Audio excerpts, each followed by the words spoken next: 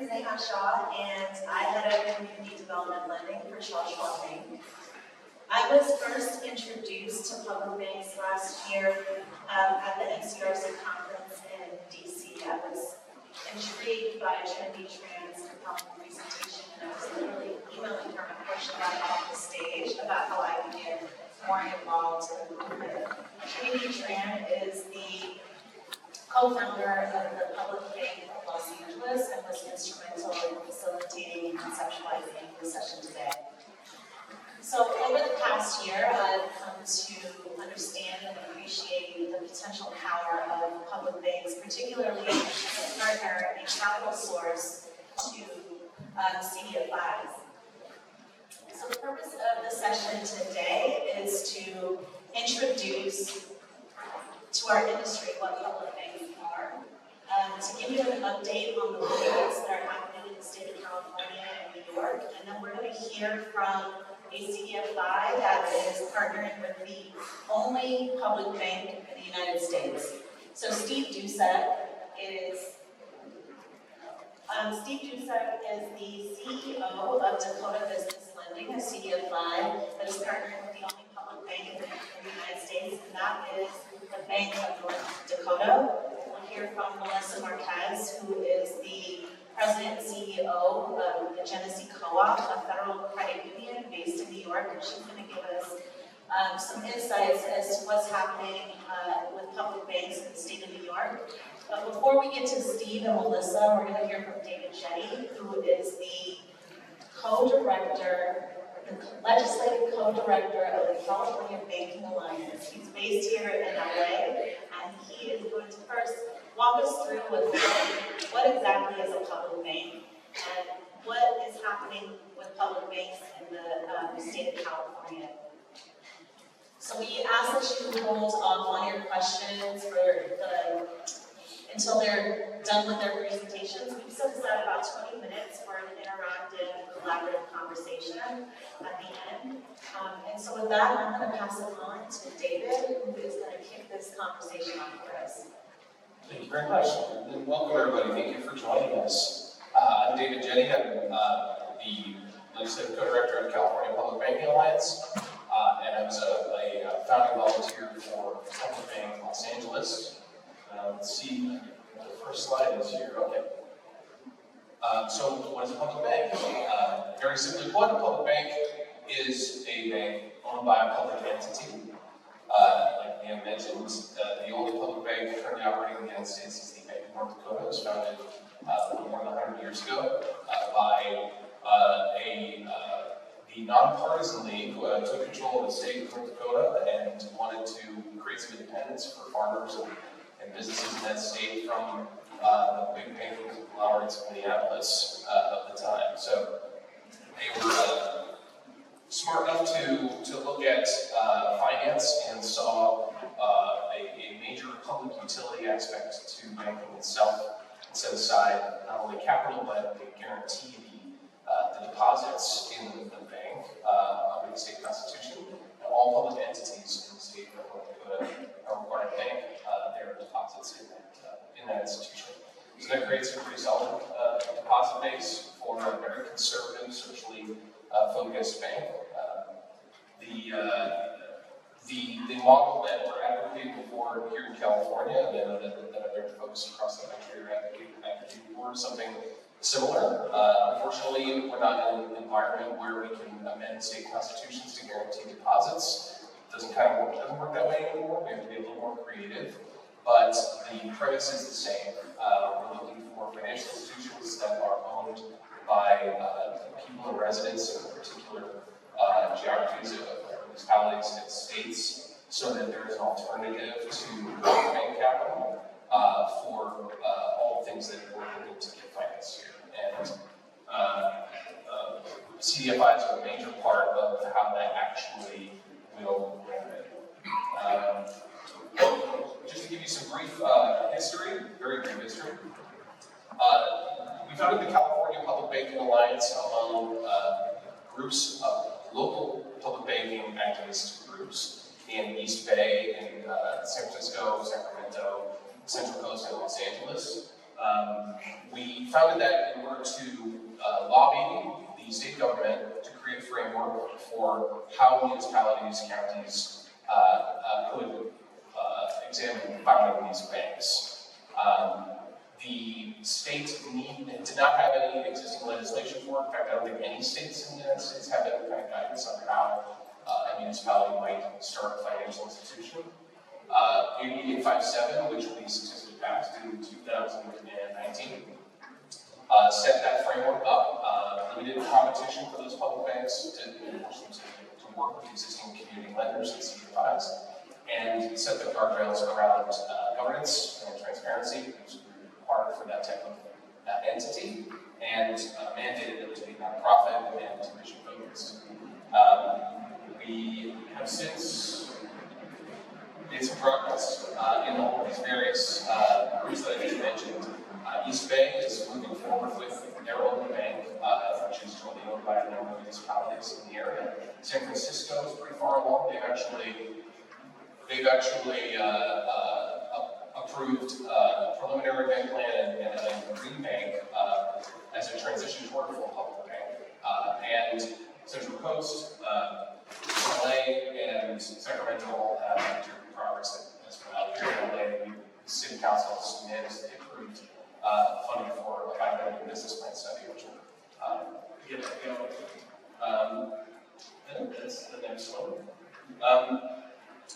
Here in LA, which I can speak to most in detail, our goal is to have the city put aside capital to found a bank, to go through a process that's highly community involved, to design the priorities, the structure, and initial programs of that bank.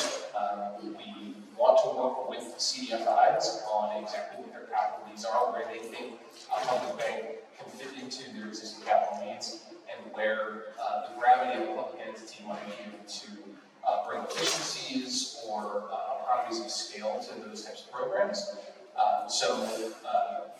Before I close, I want to encourage anyone to come up to me after this and tell me what you think. If you don't have time during the Q&A, public banks should be doing in LA and in California. And I will pass it to Melissa Marquez from Genesee Co-op FCU. We'll talk about New York. Okay, so really what I want to be able to talk about, because we're a CDFI, and we're deeply involved in New York State in trying to bring public banking to the state of New York. And it's built on a really important premise, because I was involved in the movement for CDFI, the CDFI world, the CDFI fund, 30 years ago. Very much wanting to see money flow in to community in the state of Rochester, New York, and upstate city. High degree of poverty in the state of New York. And we worked hard to develop CDFIs. But what's really the big premise is, well, we get capital to flow into us and CDFIs, and we deploy that money out. But what I learned over all these years as a CDFI is that without more resources, more money flowing, we're not going to have the transformative change that we want to have for our members of our credit union, for the city of Rochester, to change the degree of poverty of the city, to change the wealth inequity that we see for people of color in the city of Rochester. So to the extent that you're with me as CDFIs, wanting that for your communities across the nation, I want to urge you, thank you for being here, and to urge you to seriously commit to trying to bring public banking at a much greater level than what we have. We should not only have one state in all of the United States with a public bank.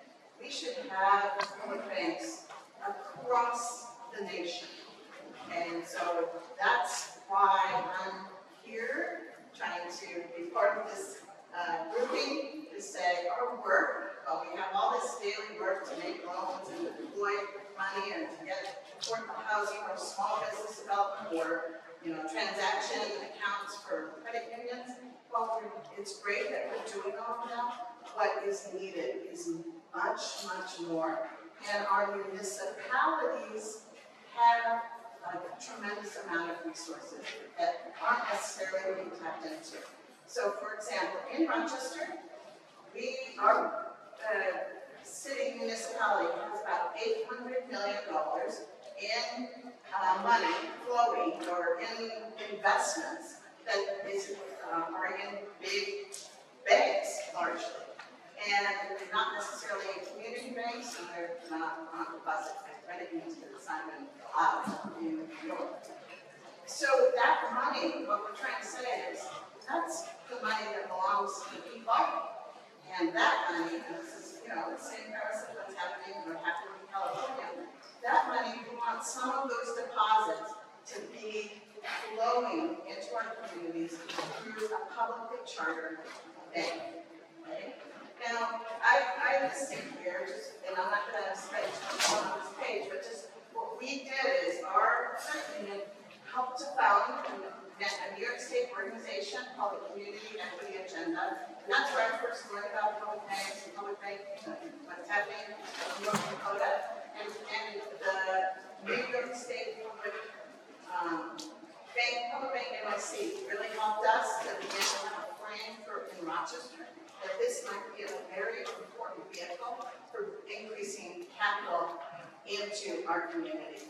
And so along the way, there was the New York State Public Banking Act, which we helped to get it developed. We learned from California and said what we're going to do differently for New York. And over time, and all our legislators got a majority of our New York State Senate on board as co-sponsors. We have a near majority of our New York State Assembly on board, trying to get it passed.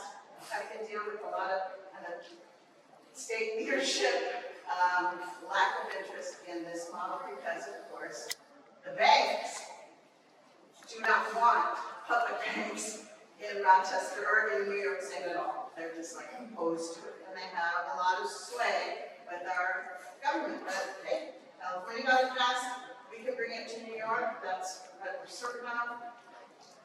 One of the things that happened was our entire our mayor, our entire city council, all the majority delegation, everybody got behind public banking and co-sponsored the New York State bill. And then one of our leaders in our assembly, he decided with the bank's chair in the assembly and said, let's get a public bank of Rochester going and actually introduce legislation for the Rochester Public Banking Act. And it was introduced this past legislative session. And that we now, even as a coalition, as the Equity Agenda Coalition, come behind this possibility of bringing public banking as a pilot, because the statewide bill was kind of stuck with the leadership, but we hope and believe that we're going to be able to get a Rochester Public Banking Act because it's a home rule bill passed in, that would then be bringing public banking to the state of New York. And we'll make it happen in Rochester, and then hopefully that opens up for it happening across the state as other communities say, hey, I want to bring this both to New York City and all over the rest of the state. Okay, so this is my pitch for why public banks, why CDFIs should be partners with public banks. And a lot of it, I think I already tried to speak to this, shared mission.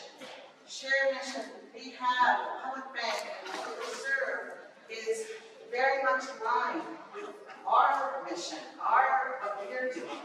So there's a real true alignment and partnership that can happen to really get at bringing more money to our communities. And I know that sometimes some people are like, isn't that competition? It's not.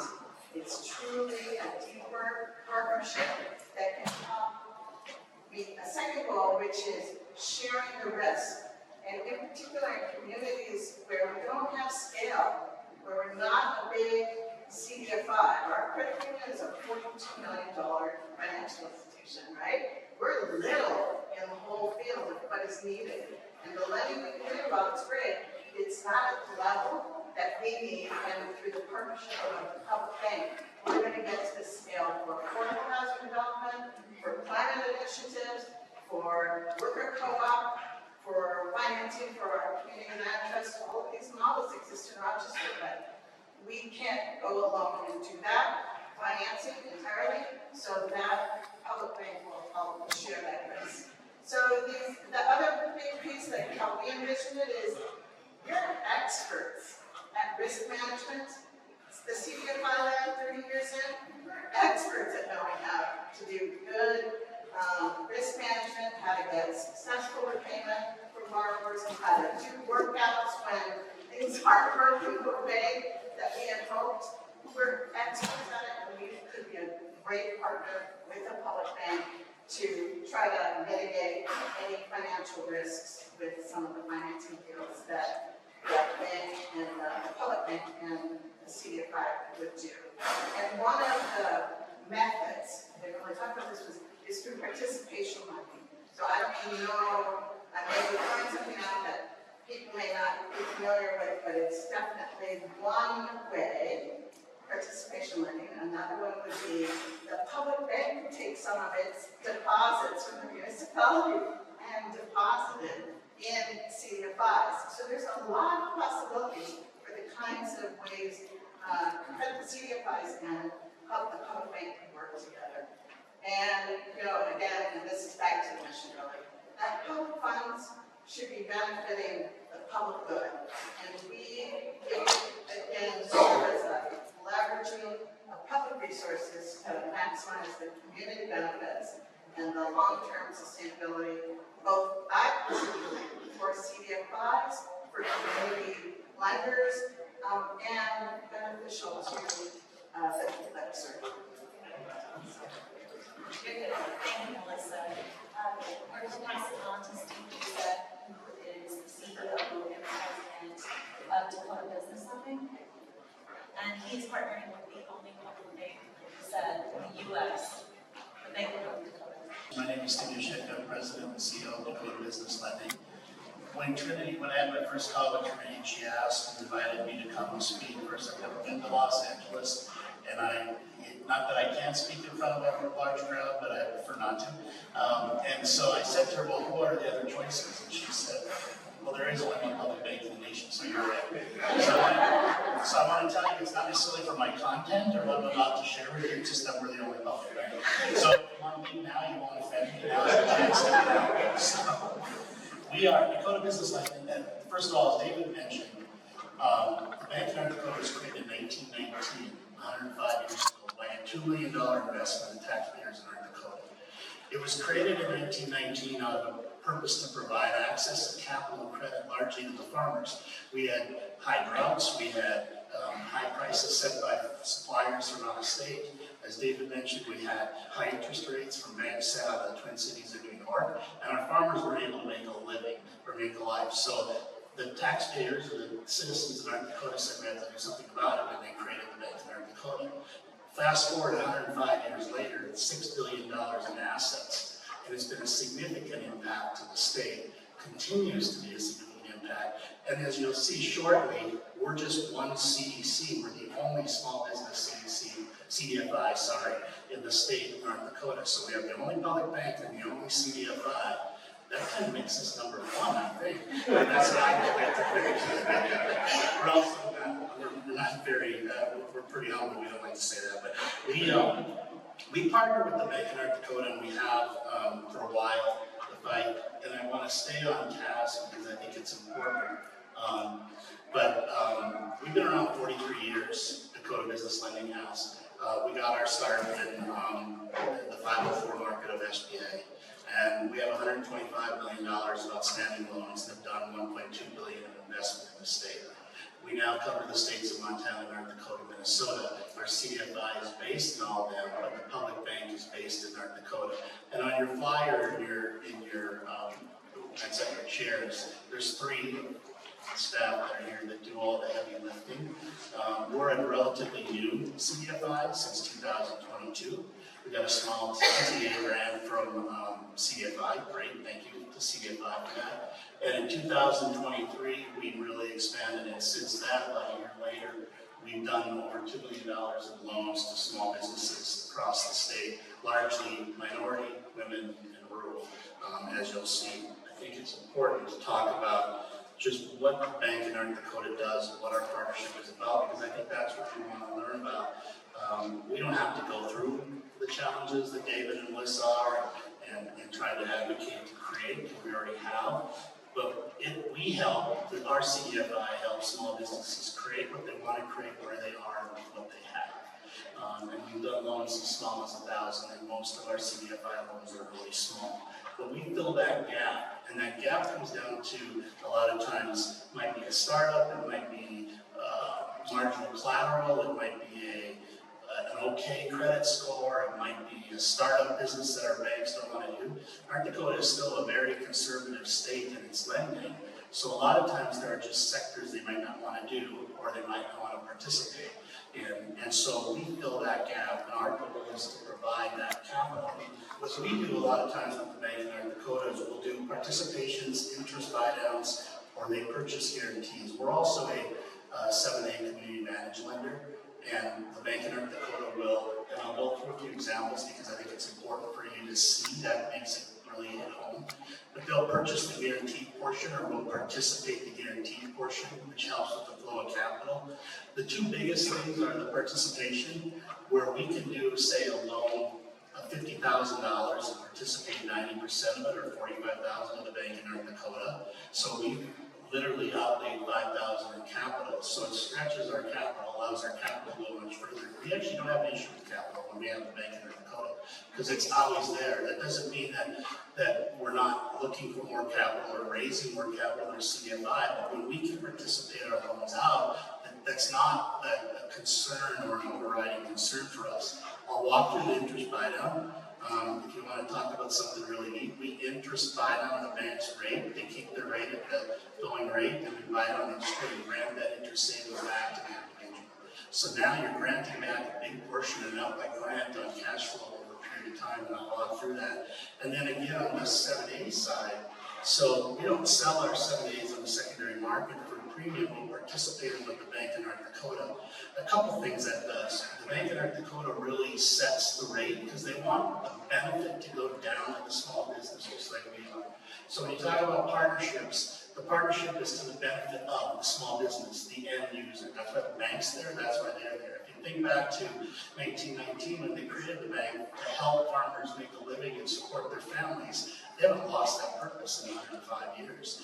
And so it's a great partnership. So we sell that, but we don't get a premium. We buy down the interest rate, and I'll walk through that. The benefits for us, again, as I mentioned, we can leverage our capital, we can reduce our risk, we can provide further solutions to the small business, and we can give a really financial favorable package for the best chance of success. It doesn't mean that business will be successful, but you're all in the same business that we're in, and you're trying to give the business the best chance to succeed from the get-go. And we can do that in various ways, whatever ways we can, that helps them become successful. And then the benefits of the small business, because I think that's really important, that's who we're here to serve, that's our purpose, that's why we exist, is we can assist more small businesses with that capital. We have blended interest rates for cash flow, and we can do sectors that aren't normally done. There's 3 examples. There's a shortfall in collateral, there's a startup business scenario we want to show you, and then a startup and a shortfall of collateral. So in this particular case, this was a business that wanted to go through needed expansion for equipment, and they didn't have the conventional bank didn't want to make a full loan, or even as you see there, the percent is not even what you would say maybe is traditional conventional loan. So they made them a loan, and then our CDFI loan came in and did the buy down. Now it's kind of complicated to understand, but when you see this bad, so conventional loan at the bank is 7.37, if I'm seeing that right. The Bank of North Dakota has a 4, they'll drop 4% below prime, not to go below 3.5%. That's the difference. So in this case, it drops it down to almost 4%, not quite, but 3.5%. The bank in North Dakota then will give back to the small business that 4% over the term of the loan. In this case, it's 120 months or 10 years. The bank still gets their going rate. Banks never give up their earnings and their profit. That's just what banks do. That's their role. So they get their 7.37 rate. They make the payment, the small business does at 7.37, and the next day the 4% is wired back to the small businesses in our right grant. Now, part of the partnership, or part of the reason it exists, is there has to be a community involvement in here. So again, when you think about Melissa and David, I've just known them in the last couple of months that I've learned, and they're on the right track and they're doing the right things. It's a partnership, and it has to have value for the end user and the community. So communities have to participate. A community loan has to participate, or a community grant. So they'll never do 100% grant.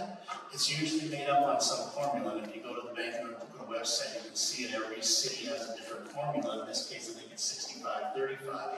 We make them a loan, a fully deferred loan for 10 years, or whatever the term is, for the community share.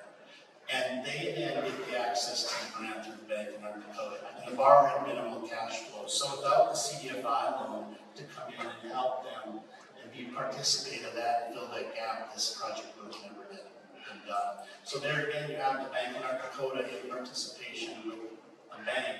You'll find across our state, and the Bank of North Dakota is what they call a banker's bank. It's not out in front. It's not the lead bank. They don't take the lead position. They do their underwriting. They have the same people on staff that we do at CDFIs or banks, but they participate with lenders in the state. That's their charter and their mission. Dakota Business Lending is a CDFI and a lender, although we're not a bank, we're a not-for-profit. We are treated as a lender just like a bank in our ability to participate with the Bank of North Dakota. In a startup situation and shortfall of collateral, which is the last example, we had a couple of challenges. Startup, as I said, and very minimal collateral. You know, I can't remember when, I think it was Dave who said we're managing risk and we're trying to do the best we can. That doesn't mean we're risk averse, but we want to make sure that we're good stewards of what we do and the programs that we deliver, but we're also there to take risk and step up and bank small. So in this case, we had a couple of little challenges. It was a startup business and there's really minimal to no collateral. And so the bank involvement was limited. They did a part of it, and we really came in and did a significant part. And we did it as a community advantage 7A loan. So we're a 7A lender. As I said to you earlier, for 43 years we've been doing SBA lending. That's what we know. So we did a 7A loan, and we participated that with the Bank in North Dakota. Our 20% is at a going rate of 8.25. You know, we've had businesses lately who say, well, will you lower my rate now? No, we still have to stay in business and keep the lights on and pay staff. So we're not finding that our 8.25 right now is the concern. It's the access to capital and being able to get the deal done. So the 8.25 really becomes the minimal part. And so we do our 20% at 8.25, but the Bank in North Dakota has some real stipulations on buying a guarantee, and they're at more 5% rate on the 80%. So now 80% of that loan was at 5%, and our 20% was at 8.25. The blended rate to the small businesses you see is 6%. So the benefit, first of all, to the small businesses, they have a fixed rate now, blended at 6%, on a business that would have never gotten done by anybody. And we would not have been able to do that without the Bank of North Dakota, or in this case, even SBA. And so that participation becomes paramount to our ultimate success as a CDFI in the state. And I'm just fortunate, actually, listening to them. I'm fortunate today that we have it, and sometimes you just take it for granted because we've always had it, you know. And so in the end, just to summarize, so before we go to questions, and Emily and Michaela truly will be here as well if you have questions, but we do one-on-one counseling after all of our borrowers as part of our CDFI. Julie does an amazing job, and so we continue that on. But the benefits for the small business to the borrower of the participation, again, is they get the capital needed, they get a blended rate, favorable terms, and they get stuff that historically is not done for various challenges, shortfall, credit scores, startup sectors. The benefit for us in the partnership with the Bank of Dakota for DBL and us at CDFI is we obviously can do more projects. We're not, and when I say that, we'll still apply for an FA award from CDFI. We think it's still important, but we're not concerned about our lack of capital. Now, don't get me wrong, there's people on the outside who do have, but we're not concerned about that because the town has participated up, and we can do that all the way up to 90% of any project we have. So if you have $2 million of capital, and you can partner out $1.8 million with Bank in North Dakota, just think about how many millions that has to give those new small business. That is significant. That's a real story. That's a real success. We can stretch then on projects. We can take more risk in certain situations because if there's a potential loss, we're not the only ones that are being lost. The bank is as well. And then as you saw in some of the interest buy downs and the participation rates, the business really sees favorable terms and cash and interest rates on cash flows, give them the most legitimate chance of success that they possibly can get. It doesn't mean they're all going to be successful, we know that, but they're on the path to the right track. And for us to reduce our risk in any one deal allows us to do more projects around. So you can see from the little flyer I put in here, we've been a relatively young CDFI, but we've done $2 million in the last year, and you can see most of those are women, minority, and rural, and a small amount of veterans. So our average loan size is $50,000, and we've done loans to the small businesses as small as $2,500. When you do a women's small business $2,500, take any capital to any bank who has a great credit score but still taking capital, and she's crying in front of Emily when they close the loan, you made a difference. But it's a partnership. It's a partnership with our entire community, our banking community, and our bank in North Dakota. So with that, I'm done.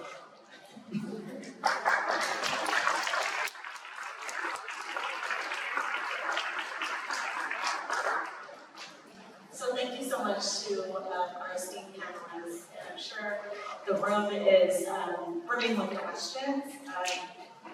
And we'd like to use the next 20 minutes to brainstorm and generate ideas on how CDFIs can support the creation and the movement of public banks in the United States. So with that, I want to kick this conversation off by asking David, given that there aren't any public banks in California and New York yet, what can CDFIs do to support the creation?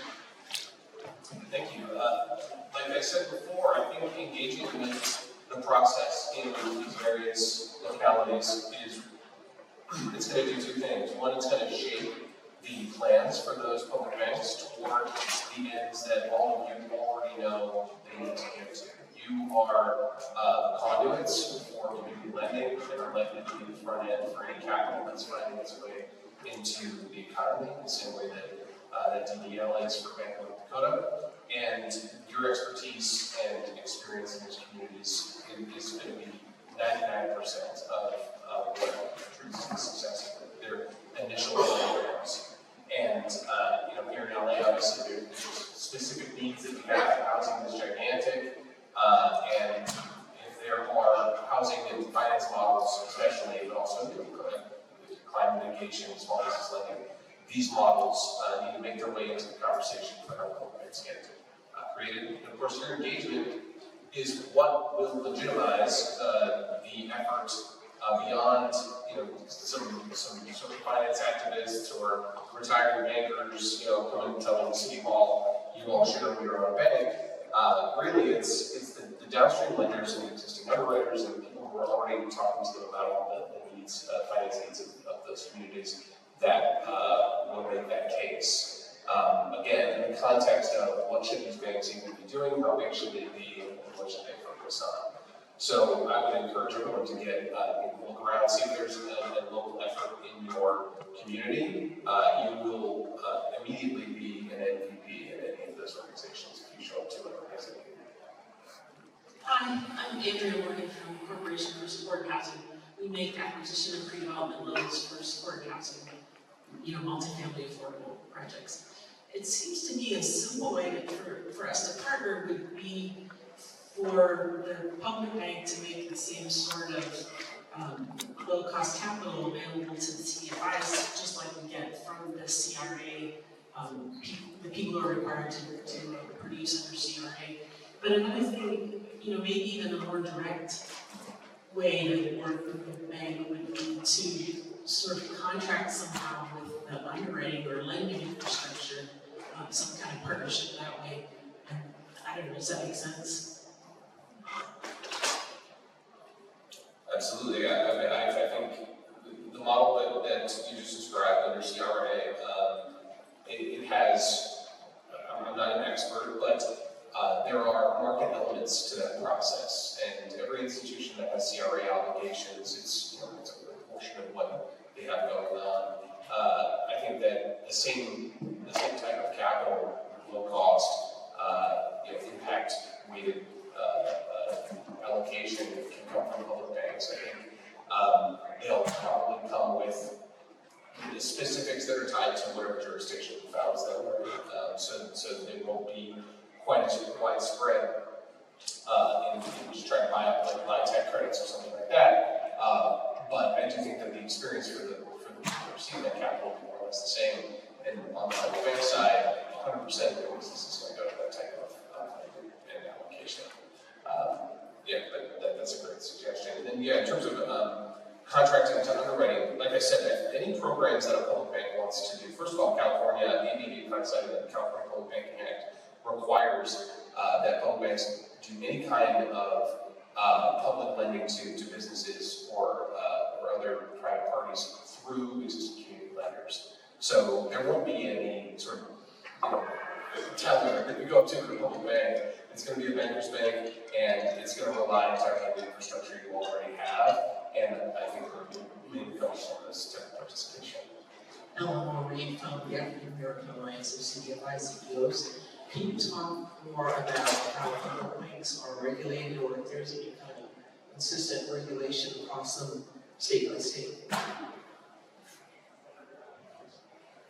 I would have no idea about how, it's regulated by the state of North Dakota, but it also is a federally regulated bank, just like a regular bank, so it does have regulations, but I wouldn't know all the particulars about that. California banks will be chartered under DFI, but they're also required for any insurable deposits to have FDIC ownership. And in New York, the bill would have the Department of Financial Services oversee and charter any public banks in the state of New York. So I wanted to mention, this is about infrastructure, right? This is, in my mind, or the way I really envision this, is we're just creating infrastructure for financing that our communities desperately need. In the same way that 30 years ago, even before that, 40 years ago, groups were gathering together to say, what we really need is money flowing from the federal government to help capitalize financing, a vehicle for financing for community development. It's an infrastructure that we created, right? And that's in place and is, in my mind, it's quite permanent at 30 years, and it's proven for what it's been able to do to begin the transformation and get capital to small business owners, to affordable housing development, so anything, first-time home buyer, for low-income and poor communities. The same thing is true for public banking. Public banking is just another infrastructure that is already proven to be beneficial. It just doesn't exist. So it's really about doing the work, the legislative and the development work to build an infrastructure that, in my mind, those of you who will be here 30 years from now, because I won't be, will say, Tia, it's great that we find that we have public banks all over the United States, and there are public banks all over the world. This is not something, this is newer to the United States, but I've met with and talked with and been on presentations with public banks all over the world. Melissa, I have a question to build on what you're talking about here. And so, for CDFIs that have public advocacy arms, I'm wondering, like, what is the narrative and the pitch to legislatures to influence them to support public banks? So the narrative really is, I've at least found, most legislators do understand that the need for capital, right? I think the narrative that speaks most deeply to why they'll then become a co-sponsor in favor of a public bank initiative is that what we're trying to help them understand is the gaps that still exist that continue to show that communities don't have the level of financing that is needed to make transformational change happen. One example, at least that worked for our legislators in Rochester, they were all familiar with City Roots Community Land Trust. And they could see, well, we have this community land trust in operation, but there is not a single bank that will finance homes owned on the land trust, right? They will not, they don't want to have anything to do with the larger land trust project. And so, once they could get it, that this is intended to help fill the gaps. Now, of course, one of the questions is, well, why aren't you, as a CDFI, you should be getting the money, right? Just directly. And what we're, saying is, it's an additional risk management infrastructure, component that would really help us be in partnership to share the risk. We don't want to take on all that risk nor in some projects, because as a regulated financial institution, we're limited. The biggest loan we could ever make to any one individual or borrower is like $1 million. There are projects that need $4 million. We can't do that $4 million project. So we explain that to them, and then they're on board. Is that something? Yeah, hi, Steve Dev, nonprofit coordinator. I guess my question, so I'm glad to see this at OFN, like having a whole thing now. CDFIs have not, I mean, you're, I'm sure I get Ms. Marquez, you're at a CDFI obviously, but the CDFI movement as a whole is something that's visible in the public banking campaign. And I guess my question for all the panelists really is, what could OFN and the network be doing that would make these campaigns more effective?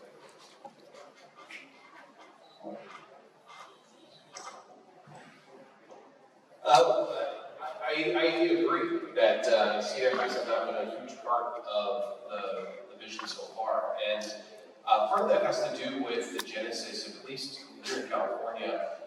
What really got everyone out of their house to try to ask for this, at least in LA, I'll tell the personal story in LA. Here in LA, we had a number of indigenous groups and climate activists who went to Standing Rock, and they encountered, the sort of militarized violence that was trying to protect the energy interests in that area. And it became very well known that the project was financed by Wells Fargo and other large-scale banks. And people kind of got fed up with finance's role in climate destruction and came back to LA and demanded that City Hall divest from Wells Fargo, which was its primary banking partner at the time. And the natural second question after we need to divest from this bank is, well, what bank should we put the money into? Which forces the question of, are there really any large-scale banks that are qualified to hold the scale of deposits that the city of Los Angeles has?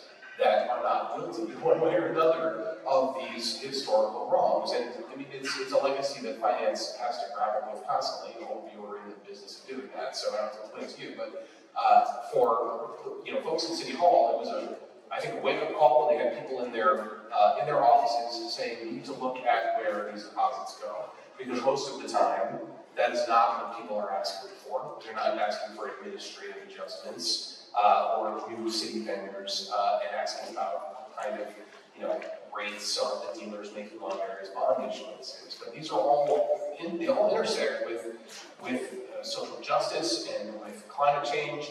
These decisions are how public funds are siphoned out into the financial system in lots of different ways.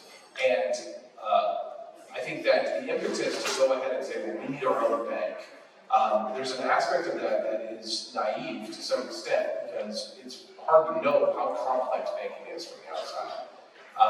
But people know at a visceral level that money is a public utility of sorts, and that the public's funds are collected through taxes and fees, and then they find their way through this arcane budget process, but somewhere in the middle, that money is sitting somewhere.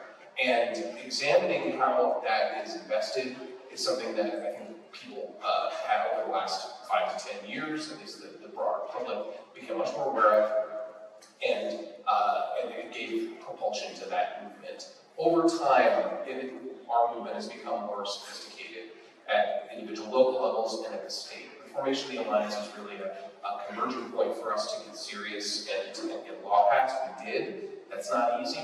And along the way, we learned quite a lot as a movement and as professionals in the area on what it was really going to take.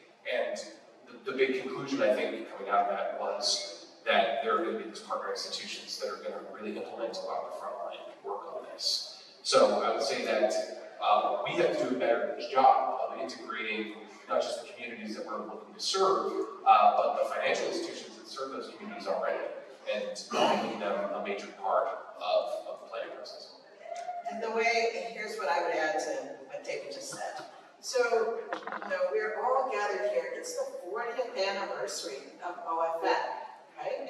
And I don't know if people were at the plenary session at the very opening on Monday evening, where those who were in the room 40 years ago and even before that, were there to talk about, what this development has happened for the movement of CDFI into the industry of CDFI and everything in between. And one of the people that they talked about, and that they talked about Chuck Matha, right, as having spoken. And actually, if you have the app, and you can go into the app for that plenary session, and Chuck Matha's words that he spoke are at that, that you can access it yourself on the app. I encourage you to do that because it reminds us of our roots, of our beginnings, and how important even work like this is for the future that we want to envision. And I just want to read this. This is what Chuck Matha said. I think we need to define ourselves as groups that have multiple mission fields. It is our job to address the needs of those who need capital, but it is equally our job to address the people and institutions that invest capital. We have not only to respond to needs, but to challenge abundance, to talk about the responsibility of wealth. There is then a third mission field, and that is to address the institutional structures that control the formation of capital, the flow of capital, and the distribution of resources. Those words have convinced me, because I knew Chuck Matha, this is how long I've been in this business, have convinced me to say, OFN, the board should adopt, the support for public banking and talk about it all over, everywhere, every community across the United States. That's a very specific example of what we're hoping for by having a panel like this at the OFN conference. I think one or both. One, the government has committed plenty of acts of oppression, discrimination, as does the private sector. So how would a public bank be insulated from political will to trigger? And then secondly, capital raising strategies, city, county versus state, recommendations for where the public bank could sit, and how does the public bank have a unique angle on raising capital that a private bank and CDFI do not right now. I know we're limited, so please feel free to take home. The isolation of political influence is of great interest to regulators as well, and the simple answer is that they need to be formed with independent boards which have a high degree of transparency and accountability, possibly with either citizens commissions or professional groups that can oversee key functions of the bank around risk underwriting, asset disposition, things like that, to make sure that there is a mission-based lens, not only on allocation of capital, but the administration servicing those loans, all the things that CDFIs are able really hard to stay connected with borrowers and make sure that we have equitable outcomes. But each municipality is going to be a little different, and based on where it's formed, will have a lot to do with who has control. As we're going through the political process here, we're pitching it to the city of Los Angeles, but also the county, and to JPAs and the state itself. And there's varying degrees of political will to even consider it. Some places really do want one, but have opposition from, let's say, their city attorney who doesn't have a clear view as to who's responsible for this risk, the treasurer or the bank. Those are somewhat novel questions that are getting answered, I think, through, but lawyers are smarter than me. I'm not a lawyer, but most lawyers are smarter than me. Where the capital comes from will obviously decide most of that, and I think that in LA especially, county banks will be a lot larger than the city bank. It's going to be a larger jurisdiction and set of interests. But it's the city that has the most progress in planning.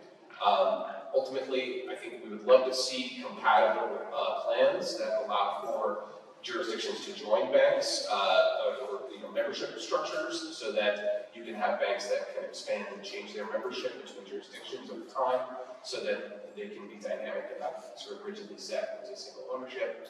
And in terms of raising that capital, there's a few different sources. We're always looking toward federal appropriations and various programs that are coming through that might be going to cities and counties that could be used to capitalize an institution like this rather than simply spending or simply lending it to one or two large projects.